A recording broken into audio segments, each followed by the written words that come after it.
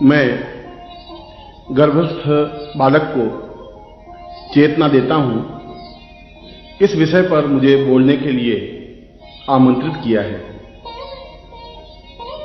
और यह विषय मानव जाति के लिए अत्यधिक महत्वपूर्ण और जरूरी है, अत्यधिक आवश्यक और अनिवार्य है। अनिवार्य इसलिए कि ब्रह्मांड का केंद्र बिंदु मनुष्य है। यदि हम मनुष्य के अस्तित्व को नकार दें, यदि मनुष्य को इस ब्रह्मांड से निकाल दें, तो पीछे कुछ भी नहीं बचेगा। इसलिए सारा ज्ञान और विज्ञान केवल एक ही केंद्र बिंदु पर आधारित है। एक ही चिंतन, एक ही विचार, एक ही धारणा, एक ही ध्यान और एक ही तथ्य पर अपने को अग्रसर कर रहा है कि किस प्रकार से मनुष्य को पूर्ण सुखी, पूर्ण सफल, पूर्ण सभ्य और पूर्ण उन्नत बनाया जाए। और उसको उन्नत बनाने के लिए, उसको पूर्ण सभ्य बनाने के लिए, उसको चेतना देने के लिए इन सब तथ्यों और तत्वों की आवश्यकता पड़ी है। इन तत्वों में धर्म है, इन तत्वों में विज्ञान है। ज्ञान है, शास्त्र है, क्रिया है, समाधि है, ध्यान है, धारणा है और अन्य जितने भी क्रियाकलाप हैं, उन सब क्रियाकलापों का निष्कर्ष एक ही है कि हम मनुष्य को ज्यादा से ज्यादा योग्य, ज्यादा से ज्यादा सफल, ज्यादा से ज्यादा उन्नत बनाएं।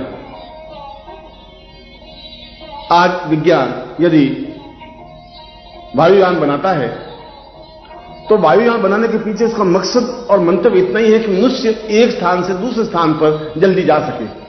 यदि उसने टेलीफोन बनाया है तो उसका पीछे मंतव्य उसका इतना ही है कि मनुष्य अपने आप को ज्यादा सुखी बना सके। यह सारा विज्ञान की प्रगति केवल एक ही केंद्र बिंदु पर आधारित है कि मनुष्य ज्यादा सुखी हो। मनुष्य ज्यादा सुखी बाह्य रूप से भी होना चाहता है, मनुष्य ज्यादा सुखी आंतरिक रूप से भी होना चाहता है। बाह्य रूप से ज्यादा सुखी होने के लिए उसे विज्ञान के उपकरणों की आवश्यकता पड़ती है, परंतु आंतरिक रूप से सुखी होने के लिए विज्ञान कोई मदद, कोई सहायता नहीं करता।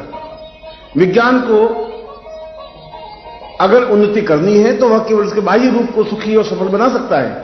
एक स्थान से दूसरे स्थान पर जाने के लिए, बातचीत करने के लिए, सुखी और सफलता देने के लिए विज्ञान आवश्यक है, मगर वह उसका बाहरी क्रियाकलाप है, वह उसका बाहरी चिंतन है, वह उसको बाहर से सुखी और संतुष्ट और सफलता दे सकता है।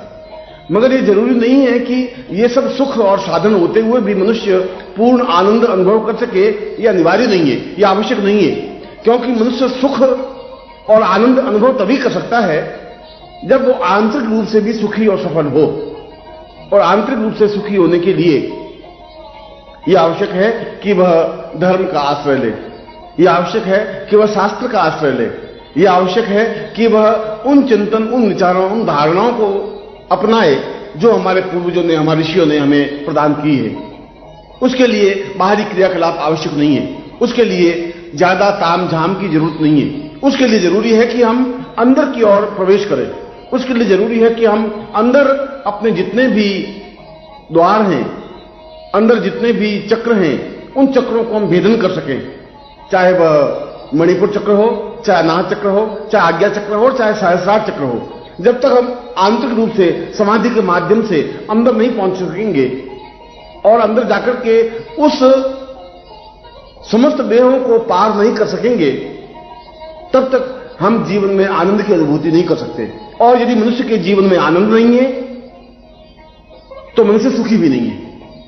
पलंग पर लेटे लेटा भी करवटें बदलता रहता है, चारों तरफ सुख सुविधाएं होते हुए भी बेचैन और परेशान बना रहता है, क्योंकि उसका मूल उद्देश्य, मूल धर्म, मूल चिंतन, मूल विचार इतना ही है कि वह सभी दृष्टियों से सफल हो, मगर सुखी हो, संतुष्ट हो। और यह संतुष्टि का भाव उसका आत्म केंद्रित भाव है, क्योंकि मनुष्य के बाहरी शरीर के अंदर और भी 6 शरीर हैं। इस प्रकार से इन 7 शरीरों का भेदन करने की क्रिया जीवन की एक अनुभूत क्रिया है। वह चाहे भूलोक हो, भूलोक हो, स्व, मह, जन, तप और सत्यम, ये समस्त लोक शरीर के अंदर के लोक है, शरीर के अंदर के द्वार हैं। इन एक द्वार से दूसरे द्वार, दूसरे से तीसरे, चौथे, पांचवें, छठे और 7वें द्वार पर पहुंचने की क्रिया को अध्यात्म कहते हैं। यह विज्ञान हमें नहीं बता सकता है। विज्ञान के ग्रंथों में इसका कोई उत्तर नहीं है। विज्ञान के पास इसका हल नहीं है। विज्ञान मनुष्य को संतुष्टि नहीं प्रदान कर सकता। विज्ञान मनुष्य को भूख नहीं दे सकता। विज्ञान मनुष्य को उन्नति नहीं दे सकता। विज्ञान मनुष्य को संतुष्टि नहीं दे सकता और विज्ञान मनुष्य को आत्मतृप्ति भी नहीं दे सकता। विज्ञान की लिमिट है, एक सीमा है। वह बाहरी जीवन के चिंतन को तो दे सकता है, आंतरिक जीवन के आनंद को वह प्रदान नहीं कर सकता। और आंतरिक जीवन के आनंद को प्रदान करने की क्रिया को ध्यान कहते हैं, साधना कहते हैं, समाधि कहते हैं। इस ध्यान, इस समाधि और इस साधना को जीवन का आवश्यक तत्व और अनिवार्य तत्व माना गया है। परंतु प्रश्न तो यह है कि क्या यह सभी मनुष्य को सिखाई जा सकती है? क्या इनमें मनुष्य को पारंगत किया जा सकता है? क्या ये सब ज्ञान देने से मनुष्य ज्यादा सुखी और सफल और संतुष्ट और तृप्त हो सकता है? मेरा उत्तर है कि यह पूर्णता प्रदान नहीं कर सकता। केवल शिक्षा देने से और उसको शास्त्र चर्चा करने से मनुष्य के हृदय में उन सातों द्वारों को प्राप्त नहीं कर सकता। वह तो एक प्रयत्न है, वह एक प्रयास है। उस प्रयास में वह ध्यान के माध्यम से, समाधि के माध्यम से अंदर उतरने की क्रिया करता है और वह बाहरी शरीर से अंदर, इस भूलोक से अंदर भूलोक तक पहुंचता है, स्वलोक तक भी पहुंचता है। गायत्री के मूल बिंदु को, मूल बीज को, जहां भूर्भुवः स्वः कहा गया है, वह मूल बिंदु, वह मूल बीज केवल सातों द्वारों को स्पष्ट करने की क्रिया है। और उसमें बताया गया है कि मनुष्य पूर्ण आनंद, मैं आनंद शब्द का प्रयोग कर रहा हूं, सुख शब्द का नहीं। सुख तो बाहरी वस्तुओं से प्राप्त हो सकता है, आनंद तो आंतरिक अनुभूतियों से प्राप्त हो सकता है। और आंतरिक अनुभूतियां जब हम सातवें द्वार तक पहुंचते हैं तब प्राप्त हो सकता है। क्या मनुष्य इस ध्यान के माध्यम से, धारणा के माध्यम से, समाधि के माध्यम से उस सातवें द्वार तक पहुंच सकता है जहां आनंद का सरोवर है, जहां पूर्णता है, जहां तृप्ति है, जहां निश्चिंतता है? पहुंच सकता है, मगर इसके लिए सक्षम और समर्थ गुरु की जरूरत है, जो उसकी उंगली पकड़ करके उसको एहसास कराए, उसको स्पष्ट करे कि इस देह के अंदर एक दूसरी देह है जिसको भूलोक कहा गया है, जिसको स्वलोक कहा गया है, जिसको महालोक, जनलोक, तपलोक और जिसको सत्यलोक कहा गया है। ऐसा तो है नहीं कि पांवों से चल करके हम एक लोक से दूसरे लोक तक या एक द्वार से दूसरे द्वार तक पहुंच सकें। यह तो अंदर उतरने की क्रिया है और अंदर उतरने के लिए जरूरी है कि उस व्यक्ति के साथ साथ गुरु भी उसके अंदर में प्रवेश करे, उसके आंतरिक चेतना को प्रवेश करे, आंतरिक चेतना को थपथपाए, उसके मूल बिंदु को स्पर्श करे, उसके अंदर के द्वार को खोले और भूलोक से आगे जाने पर, भूलोक का जब द्वार खुले तब भूलोक में जाने पर एहसास कर सके कि जीवन का मूल मर्म, जीवन का मूल चिंतन क्या है। भूलोक का तात्पर्य है हम समस्त ब्रह्मांड को समझने का ज्ञान प्राप्त कर सकें। और तीसरा द्वार स्वलोक है। स्वलोक का तात्पर्य है कि जब हम ब्रह्मांड को देखने की क्रिया, ब्रह्मांड को समझने की क्रिया कर सकते हैं तो हम अपने आप को भी पहचानने की क्रिया कर सकें, अपने आंतरिक जीवन को पहचानने की क्रिया कर सकें कि हम कहां हैं, किस प्रकार से हैं, हमारा अस्तित्व क्यों है, हम ब्रह्मांड में हमारी उपलब्धि, अनिवार्यता क्यों है और हम कैसे ब्रह्मांड पर विजय प्राप्त कर सकते हैं, पूरे ब्रह्मांड को हम अपने अंदर कैसे उतार सकते हैं। ब्रह्मांड को अपने अंदर उतारने की क्रिया स्वलोक में पहुंचने पर संभव है। और जब व्यक्ति स्वलोक तक पहुंच जाता है तब उसका आगे का द्वार महलोक है। और महलोक का तात्पर्य उस ब्रह्मांड के होने वाले कार्यों में, उस ब्रह्मांड में होने वाली हलचल को अपने इंगित से, अपने इशारे से, अपने संकेत से उसमें व्याघात उत्पन्न कर सके, जैसा चाहे उस प्रकार से उन क्रियाओं को कर सके। यदि कोई घटना घट रही है तो उसको अनुकूल और प्रतिकूल बनाया जा सके। यहां बैठे हुए भी इस विश्व में नहीं, पूरे ब्रह्मांड में यदि कोई घटना घटित हो रही है तो वह साक्षी बन सके। यह साक्षी बनने की क्रिया, चाहे वह चंद्रलोक हो, चाहे सूर्यलोक हो, चाहे वरुण लोक हो, चाहे यक्ष लोक हो, कुबेर लोक हो, कोई भी लोक हो, उसमें स्वयं प्रवेश कर सके, जा सके, अपने आप को साक्षीभूत बना सके, वहां के दृश्य को देख सके और यदि वहां कोई घटना घटित हो रही हो तो उसको अनुकूल और प्रतिकूल बना सके। यह महलोक है। और महलोक के आगे एक और लोक है, एक और द्वार है जिसको जनलोक कहा गया है। और जन का तात्पर्य है अखंड आनंद की अनुभूतियों को प्राप्त करने की क्रिया है। अखंड आनंद का तात्पर्य है कि उसकी देह भले ही बाहर है, मगर अपने इस देह से भी और सूक्ष्म देह धारण कर सके और सूक्ष्म देह के माध्यम से वह समस्त ब्रह्मांड में विचरण कर सके, इस सूक्ष्म देह के माध्यम से दूसरे स्थान पर जा सके। जन का तात्पर्य है अपने शरीर को सूक्ष्म करके वापस उसी शरीर को प्राप्त कर लेने की क्रिया। मैं जितना लंबा चौड़ा मेरा व्यक्तित्व है, शरीर है, मैं इसको बिल्कुल एक छोटा मच्छर के आकार का इस शरीर को बना करके किसी ब्रह्मांड के किसी कोने में किसी स्थान पर जा सकूं, चाहे वह बर्फ का प्रदेश हो, चाहे उष्णता का प्रदेश हो, चाहे सूर्यलोक हो, चाहे चंद्रलोक हो, और चाहे किसी प्रकार का लोक हो, और वहां जाकर के वापस अपने मूल स्वरूप में आ सकूं। यदि मैं 6.5 फीट का हूं तो 6.5 फीट वापस बन सकूं। यह बन सकने की क्रिया जनलोक है, और यह उस जनलोक की क्रिया में पहुंचने पर, उस द्वार को खोलने पर ऐसी क्रिया संभव हो सकती है। बाहरी लोक से विचरण करने पर ऐसा संभव नहीं है। उसके लिए जरूरी है कि आप जनलोक तक पहुंच सकें, और उसके बाद में एक और लोक बनता है, इसको तप लोक कहा गया है। एक और द्वार है, एक और शरीर है, इस शरीर के अंदर का एक तप, उस तप द्वार पर या उस तप लोक में या उस तप देव में अपने आप को हजार हजार रूपों में विभूतिकरण करने की क्रिया है। आप एक शरीर हैं, आप अपने साथ 20 शरीर ठीक उसी आकार के बना सकते हैं।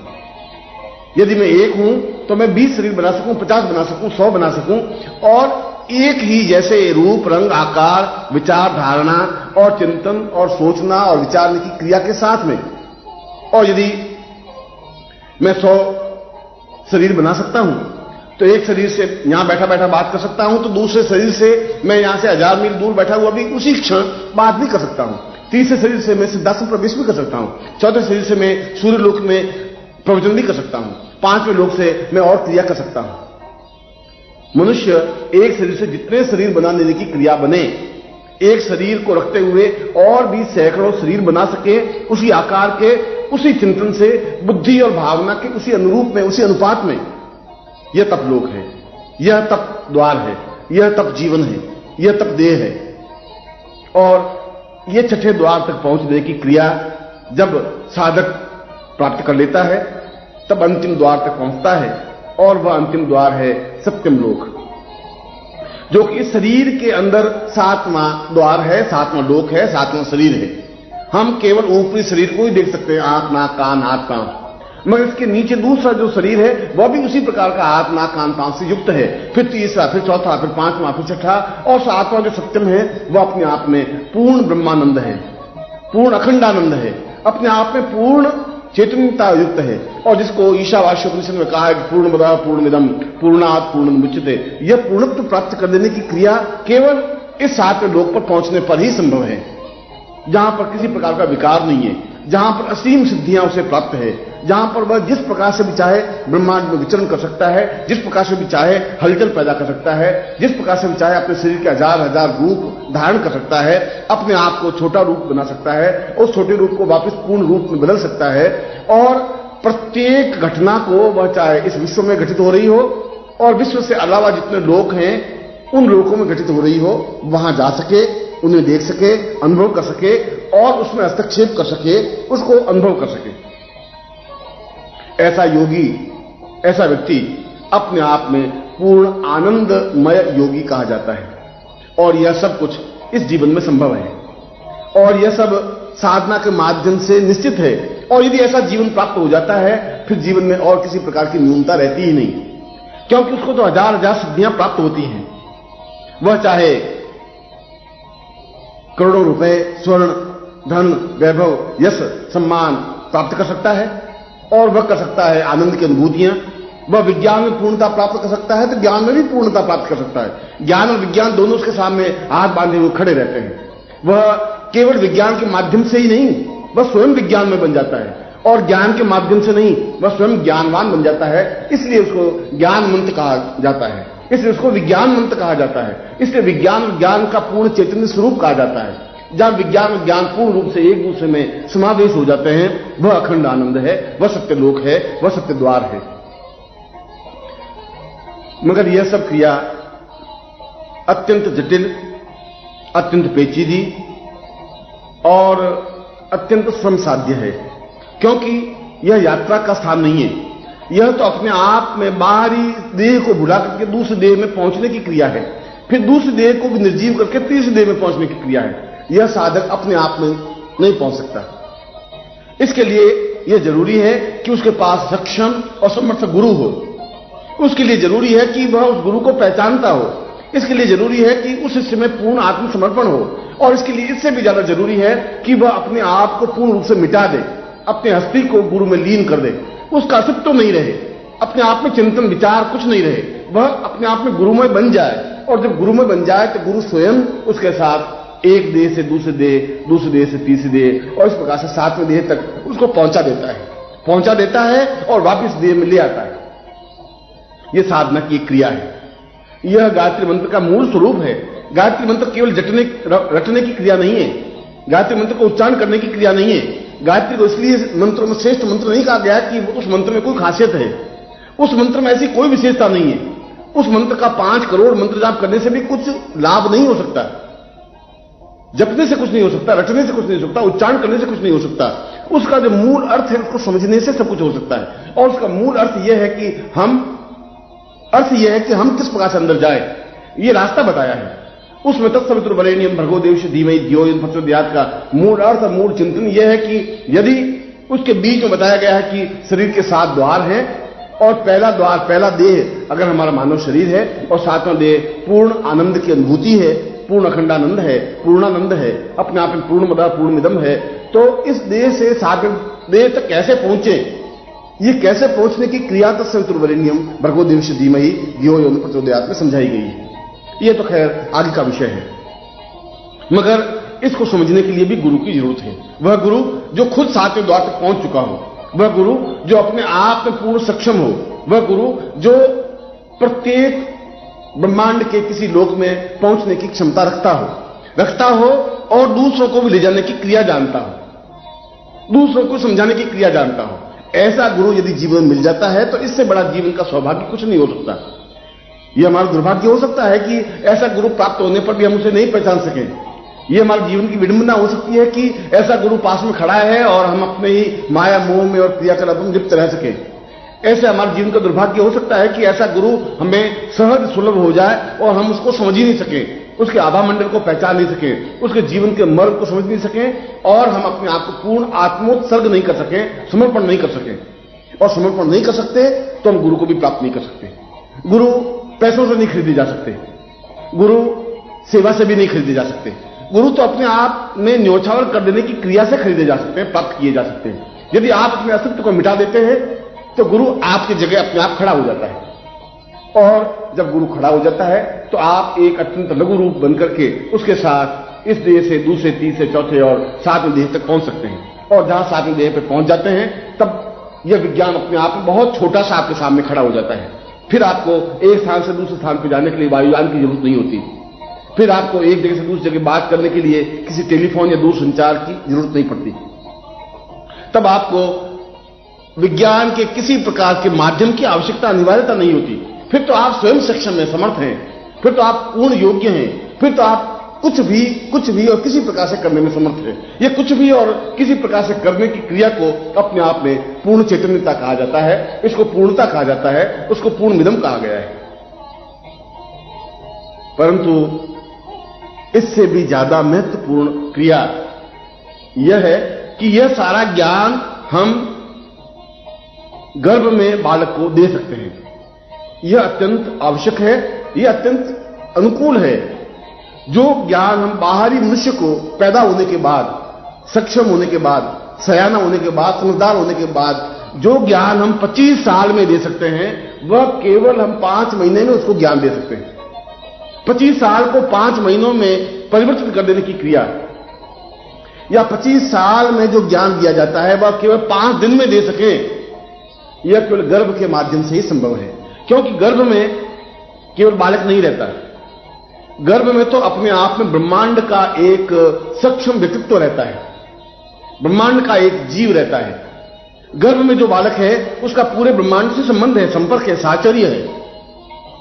और वह सुनने की क्रिया, वह समझने की क्रिया, वह आत्मसात करने की क्रिया बाहरी मनुष्य के पास केवल कान है, केवल बुद्धि है जिसके माध्यम से सुनता है, समझता है।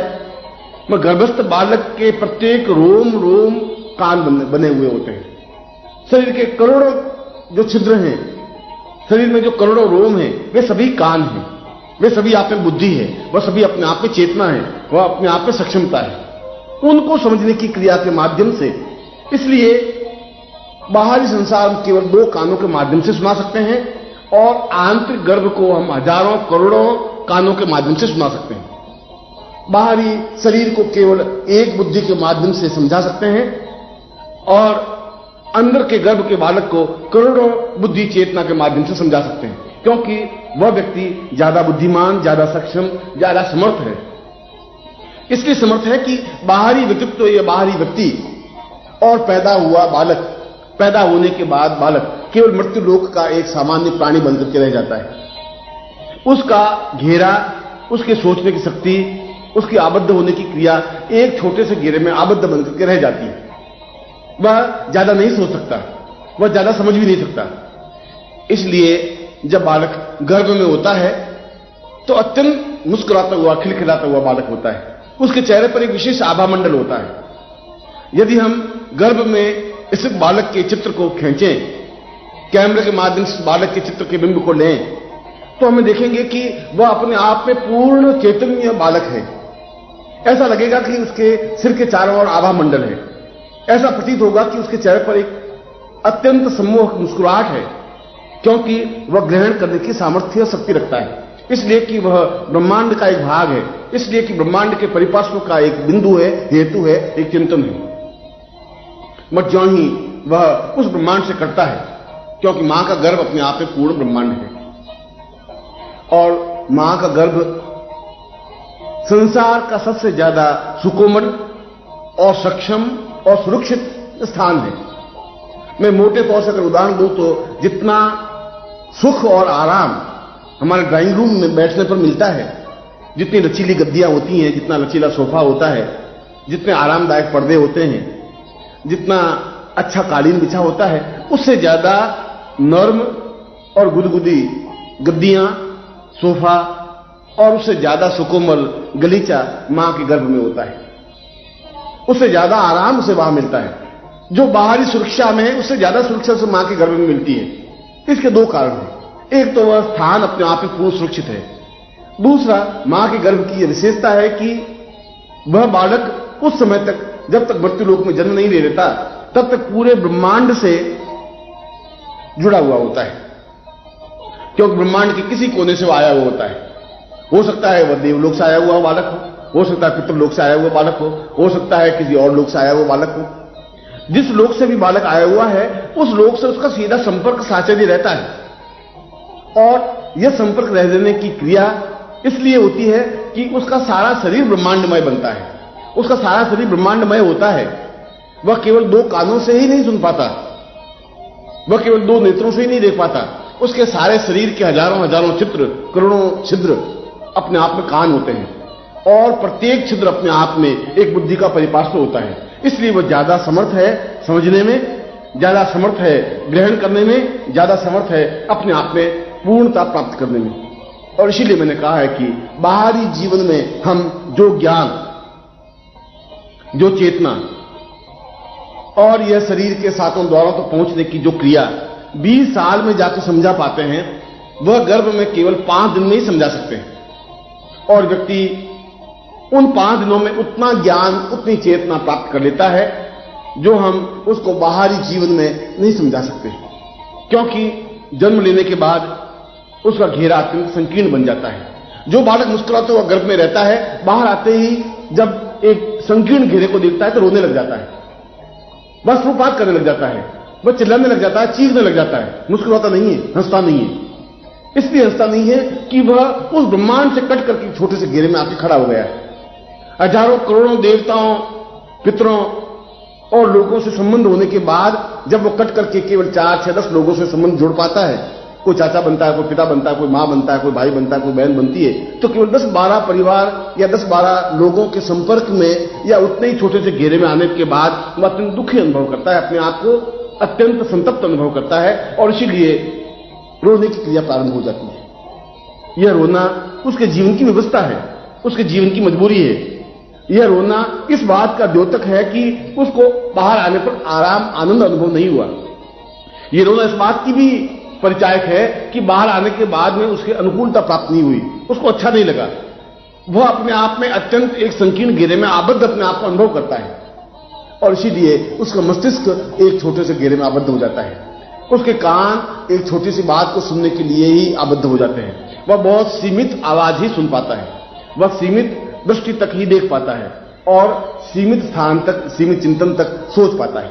यह सोचने की क्रिया, यह देखने की क्रिया, यह सुनने की क्रिया उसके जीवन की न्यूनतम स्थिति बन जाती है और ये न्यूनतम स्थिति मनुष्य की स्थिति बनी होती है, क्योंकि ब्रह्मांड में केवल मृत्युलोक में केवल छोटा सा देश, छोटे से देश में छोटा सा प्रांत, छोटे से प्रांत में छोटा सा शहर, छोटे शहर में एक छोटे से स्थान पर वह आबद्ध बनकर के रह जाता है। इसलिए मानव अपने आप में अपूर्ण, अज्ञानी और अधूरा कहा गया है। इसलिए गर्भस्थ बालक को पूर्ण चैतन्यमय कहा गया है और वह पूर्ण बालक, वह चैतन्यता उसके जीवन की परिपार्श्वता होती है, उसके जीवन की पूर्णता होती है, उसके जीवन की श्रेष्ठता होती है। इसीलिए जीवन का आवश्यक तत्व, जीवन का आवश्यक मर्म और जीवन का आवश्यक बिंदु यह है कि क्या हम इंतजार करें कि बालक जन्म ले, उसको ज्ञान दे? क्या हम इसके लिए चिंतन करें कि बालक जन्म ले, सयाना बने, तब उसको अ आ ई सिखाएं? क्या यह जरूरी है कि उसको बाहर आने के बाद ही उसको धर्म और चिंतन और ज्ञान और विज्ञान के बारे में कुछ शिक्षा दे? मनुष्य के पास में इसके अलावा कोई रास्ता नहीं बचा हुआ है, क्योंकि एक संकीर्ण मस्तिष्क को इससे ज्यादा ज्ञान, इससे ज्यादा चेतना दी ही नहीं जा सकती, क्योंकि उसका मस्तिष्क कुंद हो जाता है, क्योंकि उसकी चेतना अपने आप में बहुत न्यून बन जाती है। इसलिए जब वह 5-7 साल का होता है तब उसको एक अक्षर ज्ञान देने की क्रिया प्रारंभ होती है और जब वह 25-30 साल का हो पाता है तब उसे थोड़ी चेतना मिलती है, थोड़ा समझने की क्रिया मिलती है, तब अपने आप में जीवन को आगे बढ़ाने की क्रिया प्राप्त होती है। मगर तब तक वह इतना अधिक सामाजिक परिवेश में उलझ जाता है, इतना अधिक दूसरे चिंतनों में उलझ जाता है कि वह समझना चाहते हुए भी नहीं समझ पाता है। इसलिए मनुष्य को हम उस सक्षमता के साथ ज्ञान और चेतना नहीं दे सकते, उस मनुष्य को हम पूर्णता नहीं दे सकते। इसके पीछे 2 बाधाएं हैं। एक बाधा तो यह है कि मनुष्य सैकड़ों समस्याओं से अपने आप को घेर लेता है। परिवार की समस्या, शरीर की समस्या, रोगों से बचाव की समस्या, पत्नी, पुत्र, बंधु, बांधव, इन लोगों की सुरक्षा की समस्या, अपने आप को बचाने की समस्या, अपने जीविकोपार्जन की समस्या, और इन समस्याओं में घिर करके बहुत कम समय अपने आप के बारे में दे पाता है। और दूसरी बाधा या अड़चन उसके जीवन में यह आती है कि उसका जीवन अत्यंत संकीर्ण और उसका मस्तिष्क अत्यंत सूक्ष्म बन जाता है, इसलिए ज्यादा सोच नहीं पाता। उसका परिवेश, उसका वातावरण अपने आप में एक छोटे से घेरे में आबद्ध हो जाता है और यह छोटे से घेरे में आबद्ध हो जाने की क्रिया से वह अपने आप में एक कटा हुआ सा अनुभव करता है। इसलिए उसको जीवन में वह ज्ञान, वह पूर्णता, वह चेतना, वह सक्षमता, वह श्रेष्ठता नहीं मिल पाती और इसीलिए उसको गुरु की आवश्यकता होती है। और जब गुरु नहीं मिल पाता है तब भी उसका जीवन अधूरा, अपूर्ण रह जाता है और जन्म लेने के बाद मृत्यु तक पहुंच जाता है। अभी मैंने 2 कमियों की ओर ध्यान आकर्षित किया। एक कमी तो यह कि मानव जीवन अत्यधिक व्यस्त होने की वजह से उतना सारभूत तथ्य ग्रहण नहीं कर पाता, इतना समय नहीं निकाल पाता कि वह अपने जीवन को उस पूर्णता तक पहुंचा सके, एक शून्य को पूर्ण बना सके, एक बूंद को समुद्र बना सके। उसके लिए समय नहीं है और अगर समय है तो सैकड़ों प्रकार की बाधाएं हैं। ये बाधा पत्नी की है, पुत्र की है, मां बाप की है, परिवार की है, समाज की है, क्योंकि समाज नहीं चाहता कि एक व्यक्ति उन कौओं के बीच में से निकल करके कोई हंस बन जाए। समाज नहीं चाहता कि कोई व्यक्ति ज्यादा सक्षम और ज्यादा समर्थ बन जाए। समाज तो ये चाहता है कि जैसा हम हैं, जैसे हम हैं, उसी प्रकार से ये भी बना रहे। अगर हम मूड हैं तो ये भी मूड बना रहे और इसके लिए वह सैकड़ों प्रकार के बंधन उसकी पांवों में, उसके हाथों में जकड़ देता है और मनुष्य चाहते हुए भी ऐसा नहीं कर पाता।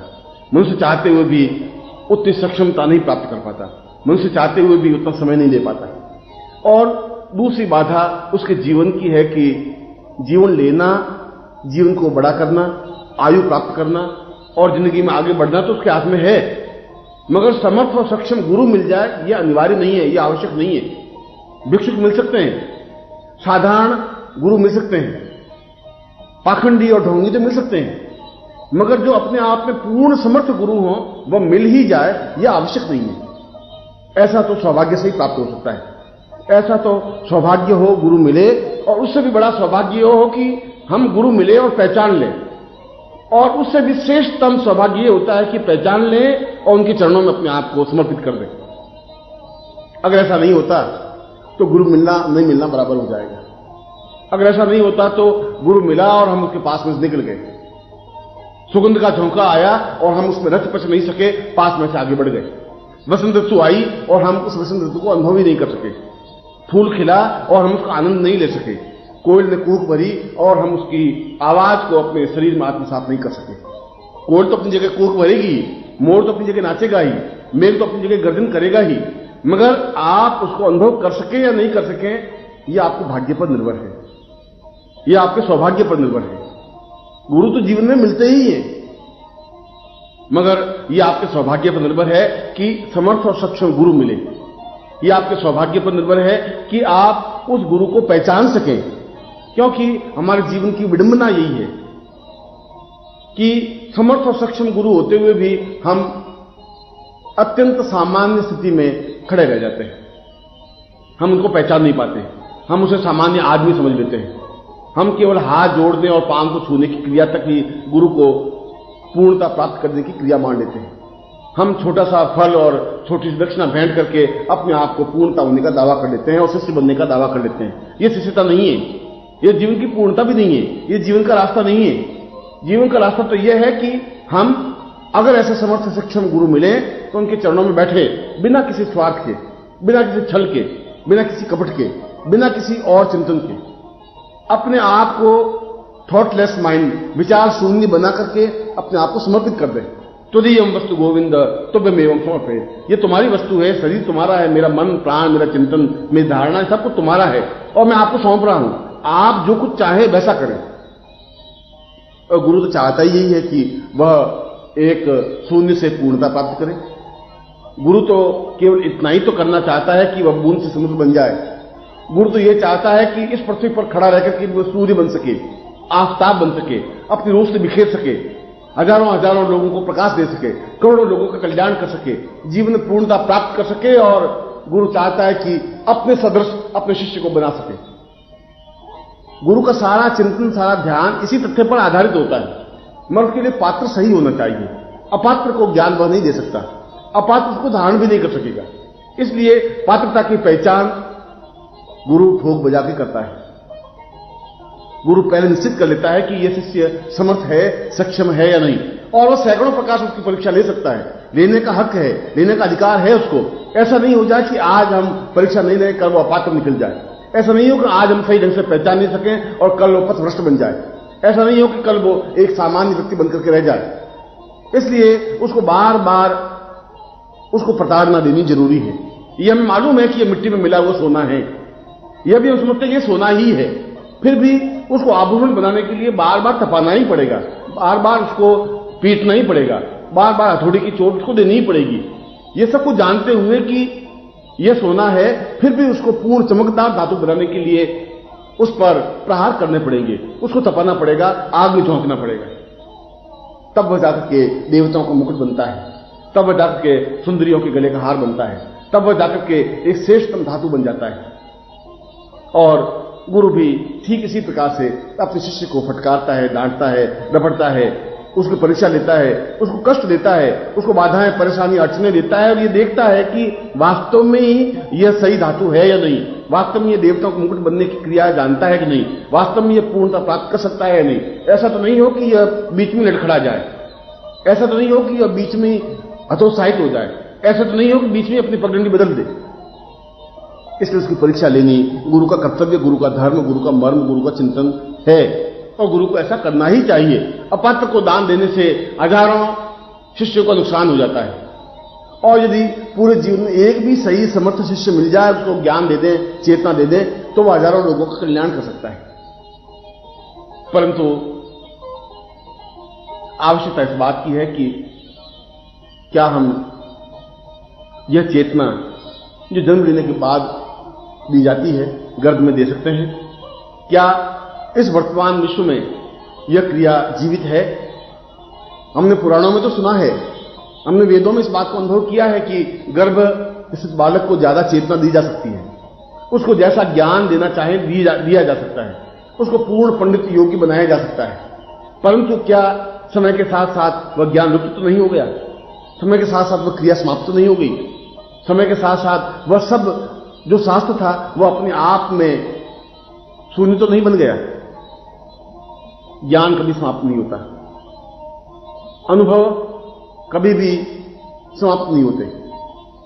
यह तो गुरु में सक्षमता हो कि ब्रह्मांड में बिखरे हुए ज्ञान को अपने आप में आत्मसात कर सके, समझ सके, पहचान सके और उसको कागजों पर उतार सके, उसको चेतना दे सके, समझा सके और शिष्यों को पूर्णता प्रदान कर सके। इसलिए बाहरी मनुष्य को ज्ञान और चेतना देने की अपेक्षा गर्भस्थ बालक को चेतना देना अत्यंत आसान और सरल है। गर्भस्थ बालक को हम ज्ञान और चेतना दे सकते हैं, दिया ही जाना चाहिए, क्योंकि इस समय यह हमारे जीवन की विडंबना हो गई है कि स्त्रियां गर्भ धारण करने की क्षमता भूल गई है, उनमें वो ताकतवर क्षमता नहीं रही। हमारे वेदों में हजार उदाहरण ऐसे हैं, हमारे पुराणों में हजारों उदाहरण ऐसे हैं कि जहां स्त्री 21 महीने का गर्भ धारण करती थी। पहले यदि पुत्र उत्पन्न होता था तो पूर्ण 21 महीने मां के गर्भ में पूर्ण चेतना ज्ञान प्राप्त करने के बाद जन्म लेता था, और जन्म जब लेता था तो पूर्ण परिपक्व बनता था। सुखदेव का उदाहरण हमारे सामने है। वह मां के गर्भ में पूरे 21 महीने तक रहा और अपनी बात मां को समझाता, मां जो कुछ कहती वह सुनता। वह कहता कि क्या मैं पूर्ण परिपक्व, पूर्ण ज्ञानवान बन गया हूं? और जब उसके पिता वेद व्यास ने कहा कि तुम पूर्ण सक्षम हो, मैंने जो कुछ तुम्हें ज्ञान देना चाहा वह तुम्हें दिया है, तब वह बाहर आया और जन्म लेने के बाद तुरंत जंगल की ओर रवाना हो गया, पूर्ण ज्ञान और चेतना के साथ, पूर्णता के साथ। यह ज्ञान जो उसने बाहर आने के बाद 1000 वर्षों में भी नहीं प्राप्त कर सका, वह गर्भ में 21 महीनों में प्राप्त कर लिया। इसलिए मैं कह रहा हूं कि यह तो हमारे जीवन की विडंबना है कि ऐसी माताएं नहीं रही जो 21 महीने का गर्भ धारण कर सके। यद्यपि आज के युग में भी यदि हमें ऋषि पैदा करने हैं, यदि समर्थ पैदा करने हैं, यदि हमें वशिष्ठ और विश्वामित्र को वापस धरती पर उतारना है, यदि शंकराचार्य को वापस जन्म देना है, तो मां को 21 महीने का गर्भ तो धारण करना ही पड़ेगा। ऐसी माताएं ढूंढनी पड़ेंगी, उन माताओं को सक्षमता देनी पड़ेगी, और यह सक्षमता मंत्रों के माध्यम से संभव है, प्रकृति के माध्यम से संभव नहीं। इसलिए आज यदि शास्त्रों में कहा गया कि 21 महीने का बालक ही पूर्ण बालक होता है, इसका तात्पर्य यह हुआ कि 9 महीने में जो बालक पैदा होता है वह अधूरा है, वह पूर्ण है, वह भ्रूण है। जिस प्रकार से एक एबॉर्शन हो जाता है, जिस प्रकार से समय से पहले बालक पैदा हो जाता है तो वह पूर्ण चेतना लेकर पैदा नहीं होता, वह अधूरा होता है, वह अपूर्ण होता है। ठीक उसी प्रकार से 9 महीने का जन्म लेने वाला बालक भी अधूरा है, अपूर्ण है, वह पूर्ण चेतना युक्त नहीं है। यद्यपि संसार यह मानता है कि 9 महीने गर्भ में रहने के बाद जन्म लेता है तो पूर्ण व्यक्तित्व है, पूर्ण बालक है, मगर यह तो विज्ञान का चिंतन है, शास्त्र का चिंतन यह नहीं है। यदि आज भी विज्ञान को पूछे कि 6 महीने गर्भ में रहने के बाद अगर बालक जन्म लेगा तो विज्ञान यही कहेगा कि वह अधूरा बालक होगा, उसका माइंड उतना डेवलप नहीं हो पाएगा, उसका शरीर उतना विकास नहीं कर पाएगा। मैं भी यही कहता हूं कि यदि 9 महीने बाद भी बालक जन्म ले लेता है तो उसका शरीर उतना विकास नहीं कर पाता। इसलिए आज का व्यक्ति 5 फुट 5.5 फुट से आगे बढ़ ही नहीं पा रहा है। अगर हमारे आर्यों को देखें तो हम 8 फीट के आर्य थे, 8.5 फीट के, एक लंबा तगड़ा शरीर, पूर्ण पौरुष, पूर्ण व्यक्तित्व। चाहे हम राम को देखें, चाहे कृष्ण को देखें, चाहे हम ऋषियों को देखें, चाहे वशिष्ठ और विश्वामित्र को देखें, किसी का भी ऊंचाई, किसी की भी ऊंचाई कट 8 फीट 8.5 फीट से नीचे नहीं था। यह अपने आप में पूर्णता का पराकाष्ठा थी, एक आनंद था, एक श्रेष्ठता थी। और धीरे धीरे व्यक्ति की हाइट 6 फीट रही, 5.5 फीट रही और 5 फीट के आसपास घूमने लगी। और यदि हम स्त्रियों की कद को देखें तो वे तो 4.5-5 फीट से आगे बढ़ ही नहीं पा रहे। यह उनके जीवन की न्यूनता है, इसलिए कि उनका शारीरिक विकास पूरा नहीं हो रहा है। यह शारीरिक न्यूनता की एक चिंतन है। यह इस बात का द्योतक है कि 9 महीने का गर्भ लेने वाला बालक, जन्म लेने वाला बालक भी अपने आप में शारीरिक दृष्टि से पूर्ण नहीं है, और शारीरिक दृष्टि से पूर्ण नहीं है तो बुद्धि की दृष्टि से भी पूर्ण नहीं है, क्यों शरीर के साथ साथ बुद्धि में परिपक्वता आएगी। इसलिए 9 महीने का जन्म लेने वाला बालक एक प्रकार से देखा जाए तो एबॉर्शन बालक है, अधूरा बालक है, अपूर्ण बालक है।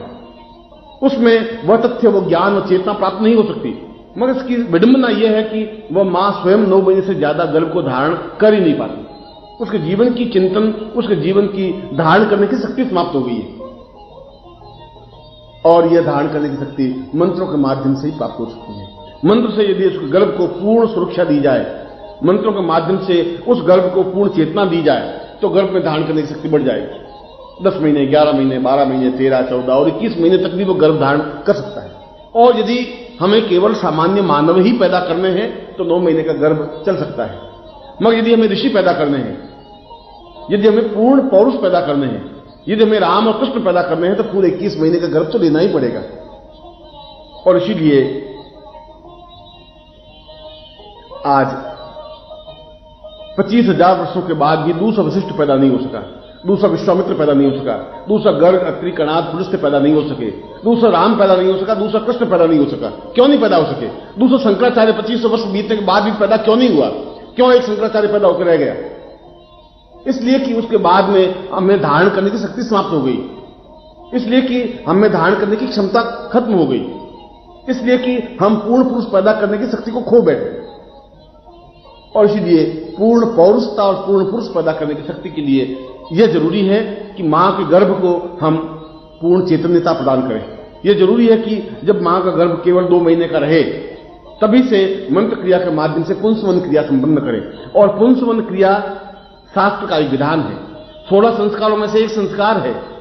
और यह पुंसवन का तात्पर्य है कि गर्भ को एक ताकत दी जाए, क्षमता दी जाए, इतनी ताकत दी जाए कि जब मां चाहे तब बालक को जन्म दे। यदि वो चाहे 11 महीने बाद तो 11 महीने बाद जन्म दे, यदि वो 21 महीने बाद तो 21 महीने बाद जन्म दे। मगर हम जिस प्रकार से ज्ञान भूल गए हैं, शास्त्र भूल गए हैं, उसी प्रकार से पुंसवन क्रिया भी भूल गए हैं।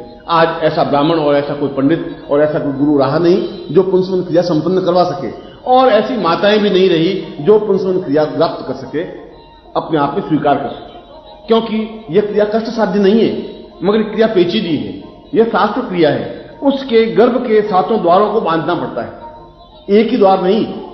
उसके अंदर के शिशु को पूर्ण चेतना देनी पड़ती है, उसको जागृत करना पड़ता है। वह केवल मांसपिंड नहीं रह जाता, उसके हजार हजार आंखों को जागृत करनी पड़ती है। और इसीलिए यजुर्वेद में कहा है, सहस्रती रेखा पुरुष सहस्राक्ष सहस्रपात। उसने कहा है कि गर्भ का बालक सहस्र शीर्षा, 1000 शरीर को धारण किए हुए है। सहस्रशीर्षा पुरुष, वह पुरुष है। सहस्रशीर्षा पुरुष सहस्राक्ष, उसकी 1000 आंखें हैं, उसके 1000 हाथ हैं, उसके 1000 पैर हैं, उसके 1000 देह हैं। या तो फिर यजुर्वेद झूठा है कि ये सब मंत्र नहीं बोलना चाहिए था। जब वो कह रहा है कि सहस्र शीर्षा पुरुष सहस्रपात सबूम गुम सर्वत प्रथवाम चतुष्ट गुम अभाव, वो ये कह रहा है कि यदि हम शरीर के उस मांस पिंड को 1000 आंखें दे सकें, यदि हम उसको 1000 शरीर दे सकें, हम उसको 1000 धारण करने की शक्ति दे सकें, तो अपने आप में पूर्ण पुरुष बन सकता है। सहस्र शीर्षा पुरुष, तब वह पुरुष बन सकता है। और जो पुरुष नहीं बन सकता वह केवल नर बन सकता है। और जितने बालक पैदा होते हैं वे नर तो हैं, अपने जैसे और पैदा करने की क्षमता रखते हैं, पुरुष नहीं बन सकते। और पुरुष बन सकेगा तो पुरुषोत्तम बन सकेगा। इसलिए यजुर्वेद 2 स्पष्ट शब्दों में कह रहा है कि गुरु हो और वह बालक को सहस्र शीर्षा पुरुष सहस्रपात सबूम गुम सर्वस्वभात गुम सहाय ऐसा करे। यह पुंसवन करने की 31 मंत्र में पूर्ण पुंसवन करने की क्रिया स्पष्ट की गई है। उस बालक को, उस गर्भ को अपने आप में चैतन्य करे, जागृत करे। जब दूसरे महीने उसको पुंसवन क्रिया की जाती है, जब उसको चेतना दी जाती है, जब उस गर्भ को अपने आप में मजबूत धारण करने की क्षमता युक्त बनाया जाता है, इतना क्षमता युक्त बनाया जा सके कि मां चाहे तब बालक को जन्म दे, पूर्ण परिपक्व बालक को जन्म दे, पूर्ण पुरुष को जन्म दे, अधूरे नर को जन्म नहीं दे, गर्भपात नहीं कर दे। 9 महीने के बाद जन्म लेने वाला तो गर्भपात है, समाप्त होने की क्रिया है। वह तो पैदा होगा, मर जाएगा, वशिष्ठ की तरह जिंदा नहीं रहेगा, विश्वामित्र की तरह हजार हजार आयु का प्राप्त नहीं हो पाएगा, शंकराचार्य की तरह लाखों वर्षों की उम्र प्राप्त नहीं कर सकेगा। उस सैकड़ों वर्षों की आयु प्राप्त करने के लिए तो पूरे 21 महीने गर्भ में धारण करने की क्रिया, ग्राह्य शक्ति और ग्रहण शक्ति मां प्राप्त करे, और यह गुरु के माध्यम से संभव है। यह गुरु उसका पुंसवन संस्कार संपन्न करवावे। उसके कुल पुरोहित पुंसवन संस्कार संपन्न करवाते थे, कुल का ब्राह्मण पुंसवन संस्कार संपन्न करवाता था, और अगर पुंसवन संस्कार संपन्न होता है तो वह गर्भ अपने आप में सक्षम होता है, अपने आप में पूर्ण होता है, अपने आप में ताकतवान बनता है, अपने आप में धारण करने की शक्ति प्राप्त करता है। और तीसरे महीने उस बालक जो अंदर मांस पिंड बनता है उसको पूर्ण चैतन्य संस्कार संपन्न करवाया जाता है। चैतन्य का तात्पर्य हो केवल मांस पिंड नहीं, उसमें एक हलचल हो, वह आगे बढ़ने की क्रिया जानता हो, वह अपने आप में ग्राह्य शक्ति धारण कर सके, उसको ग्राह्य शक्ति दी जाती है। और यह ग्राह्य शक्ति केवल कानों के माध्यम से नहीं, शरीर के प्रत्येक रोम को कान बना दिए जाते हैं, शरीर के प्रत्येक रोम को आंख बनाई जाती है। इसलिए उस मंत्र का सहस्राक्ष, हजारों आंखें, उस मांसपिंड में हजारों आंखें बन जाती हैं। वह प्रत्येक रोम रोम से अंदर गर्भ में बैठा हुआ बाहरी क्रियाकलाप को देख सके, ग्राह्य कर सके, धारण कर सके, सीख सके और समझ सके। और चौथे महीने से उसकी शिक्षा प्रारंभ होती है। जब बालक चौथा महीना प्रारंभ होता है तब उसको चैतन्य संस्कार संपन्न करवाया जाता है। और चैतन्य संस्कार का मतलब है अब उसको चेतना देने की क्रिया। चैतन्य संस्कार का मतलब है कि वह बालक धड़कता हुआ बालक तो बना, मगर वह बालक ही नहीं बना, पूर्ण पुरुष बना। वह अपने आप में पूर्ण सक्षम व्यक्तित्व बना, पूर्ण ब्रह्मांड का एक व्यक्तित्व बना, ब्रह्मांड का एक भाग बना, एक मनुष्य लोक का ही नहीं, समस्त ब्रह्मांड का एक समग्र रूप बना। उस चेतना युक्त पूर्ण पुरुष को चेतना देने की क्रिया गुरु के माध्यम से संभव है, कुल पुरोहित के माध्यम से संभव है। तब उस कुल पुरोहित उस विशेष चेतना संस्कार के माध्यम से यह ज्ञान देता है कि मैं जो कुछ ज्ञान दे रहा हूं वह तुम्हें प्राप्त करना है और धारण करना है। और वह बालक अंदर रहता हुआ भी चेतना प्राप्त करने की क्रिया जान लेता है।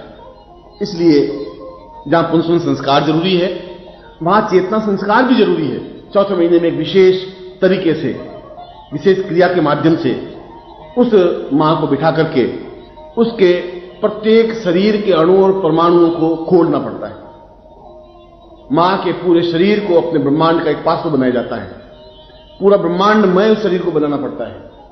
और उसके साथ ही साथ गर्भ में जो बालक है उसको चेतना दी जाती है, चेतना युक्त संस्कार बनाया जाता है, उसको ज्ञान दिया जाता है। और यह प्रमाणित है कि यदि चेतना युक्त संस्कार देने के बाद या चेतना संस्कार देने के बाद यदि एक अच्छा गणतज्ञ बनाना चाहें तो उच्च कोटि के गणतज्ञ को यदि हम उस समय मां को जो कुछ कहें, मां सीधे बालक को ट्रांसफर कर लेती है। वह सुनता है, मां नहीं सुनती है, बालक सुनता है। यदि हम गणित के जटिल समीकरण अगर सिखाएं तो बालक उसको सीखता है, समझता है। यदि एक भौतिक विज्ञानी अगर उसको भौतिक की सूक्ष्म रचना सिखाए तो बालक सीख लेता है। जो पैदा होने के बाद 50 साल में नहीं सीख पाता वह केवल 5 दिनों में सीख सकता है, यदि बाहरी कोई उच्च कोटि का व्यक्तित्व उसको समझाए, सिखाए। उस समय बालक को जो कुछ भी सिखाया जाता है वह बालक ग्रास्पिंग करता है, स्वीकार करता है, समझता है, सीखता है, क्योंकि वह शरीर के प्रत्येक भाग से, प्रत्येक अणु से, प्रत्येक रोम से सीखने की क्रिया कर लेता है। इसलिए चेतना संस्कार होने के बाद यह चेतना संस्कार भी 2 तरीके से होता है। यदि कुछ भी नहीं करें तभी 1000वें हिस्से से चेतना तो बनती ही है, और वह 1000वें हिस्सा ही चेतना बनती है। 1000वें हिस्से का तात्पर्य है कि उसके केवल 2 आंखें और 2 कान ही सक्षम और समर्थ हो पाते हैं। मगर वह बालक चाहे उसका पुंसवन संस्कार नहीं भी हुआ हो फिर भी वह सुनता सीखता तो है। मगर उस समय यदि मां रेडियो पर फिल्मी गाने सुनती है तो वह फिल्मी गाने ही उस बालक के शरीर में ट्रांसफर होते हैं। यदि वह झगड़े घर में होते हैं तो वह झगड़ा, मारपीट, लड़ाई, गालियां वो बालक के शरीर में ट्रांसफर होती हैं। जो कुछ भी वातावरण मां बाहर देखती है वह सीधा वो गर्भस्थ बालक को प्राप्त होता है। और इसीलिए जन्म लेने के बाद बालक को जब सज्ञान होता है, जब सयाना होता है तो और कुछ चीज सीखे या नहीं सीखे, काम करना सबसे पहले सीख लेता है। वह इस बात को समझ लेता कि मैं लड़का हूं, इस बात को समझ लेता ये लड़की है। एक 6 साल का बालक इस बात को समझ लेता कि लड़के और लड़की में क्या अंतर है। उसको ये ज्ञान तो नहीं होता ये क्या होता है, या वेद मंत्र क्या होता है, गायत्री मंत्र क्या होता है, ये समझने की जरूरत नहीं। ये काम करा समझाने की उसको जरूरत नहीं पड़ी, मगर वह गर्भ में इस बात को समझ गया कि यह क्या तात्पर्य है, यह क्या मतलब है। वह गाली देना सीख जाएगा। 6 साल का बालक तेजी से गाली तो देगा, ठीक वैसी गाली जो मां ने उस गर्भ में रहते हुए सीखी, सुनी, जो बाप ने बोली, जो परिवार वालों ने बोली। जो कुछ परिवार का वातावरण बना वो बालक ने ग्रहण किया। अगर परिवार का वातावरण दुष्ट था, राक्षसमय था, तो वह बालक में राक्षसमय प्रवृत्ति वातावरण बना। इसलिए 4थे महीने के बाद बहुत सावधानी की जरूरत है।